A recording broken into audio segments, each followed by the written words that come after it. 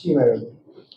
આ એક digital arrest ના કામના આરોપી છે. આ કામના જે ફરિયાદી બેન છે એ વેબ ડિઝાઇનર તરીકે કામ કરે છે અને 2024ના વર્ષમાં એક દિવસે એમને કોલ આવ્યું અને સામેવાળાએ ફેડેક્સના કર્મચારી હોવાની ઓળખ આપી અને એ ફેડેક્સવાળાએ કર્મચારી એમને એમ કીધું બેનને કે તમારા નામથી એક પાર્સલ મુંબઈથી ઈરાન જવા માટે મુંબઈ એરપોર્ટ પર પકડાઈ ગયેલ છે અને એમાં 300 ગ્રામનું MD છે અને આ પાર્સલ માટે તમારો આધાર કાર્ડ નંબર અને તમારો ફોન નંબર યુઝ કરવામાં આવ્યું છે. તો જો આ પાર્સલ તમારું નથી તો પછી તમારે મુંબઈ ક્રાઇમ બ્રાન્ચ સાથે વાત કરવી પડશે. આ કહીને પછી એ માણસે એમનો કોલ ફોરવર્ડ કરી દીધું અને મુંબઈ ક્રાઇમ બ્રાન્ચના ઓફિસર તરીકે વાત કરવાવાળો બીજા એક આરોપીએ એ બેનને કીધું કે તમારા ઘણા બધા બીજા ડોક્યુમેન્ટ્સ પણ છે જે આરબીઆઈ અને ઈડીવાળા છે, તો અમે લોકોએ તમને સ્કાઈપ કોલ પર વિડીયો કોલ કરીશ. પછી એ લોકોએ સ્કાઈપ કોલમાં બેનને વિડીયો કોલ કર્યું અને ખોટા દસ્તાવેજી પુરાવા જેમાં ઈડી અને આરબીઆઈનો સ્ટેમ્પ હતો એ એમને બતાવ્યું. પછી એ ફરિયાદી બેન ડરી ગઈ અને એમને કેમ કીધું કે જો તમારે આ કેસથી નીકળવાનું હોય તો તમારે અમે લોકોને પૈસા આપવી પડશે.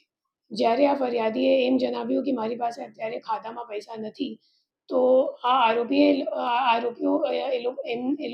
બેનને એમ કીધું કે તમે મોબાઈલથી ICICI બેંકમાંથી ઇન્સ્ટા લોન લઈ લો અને પછી અમે લોકોને પૈસા ટ્રાન્સફર કરો. અને આ ફરિયાદી બેન એમના વાતોમાં આવી ગઈ અને પછી 19,91,000 રૂપિયા આ બેને ટ્રાન્સફર કરી દીધી.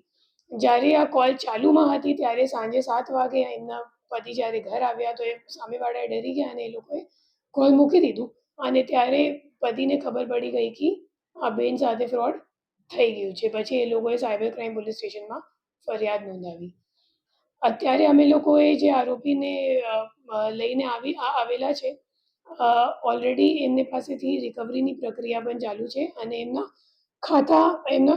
ખાતો HDFC બેંકમાં કરંટ અકાઉન્ટમાં હતો. એમનું નામ છે હિરેન પટેલ અને એમના ખાતાઓ NCCRBમાં કુલ 14 જેટલા અન્ય કંપનીઓમાં પણ સંડોવાયેલ છે અને આ આરોપીને 2,81,000 જેટલા રૂપિયા કમિશનમાં મળ્યું હતું અને આ ફરિયાદી બેનને પોલીસે ઓલરેડી આજ દિન સુધી 10,86,000 જેટલા રિફંડ અપાવી દીધું છે અને હવે જે બાકીમાં છે એ પણ હિરેન પટેલથી રિકવરી કરવાની પ્રક્રિયા ચાલુમાં છે.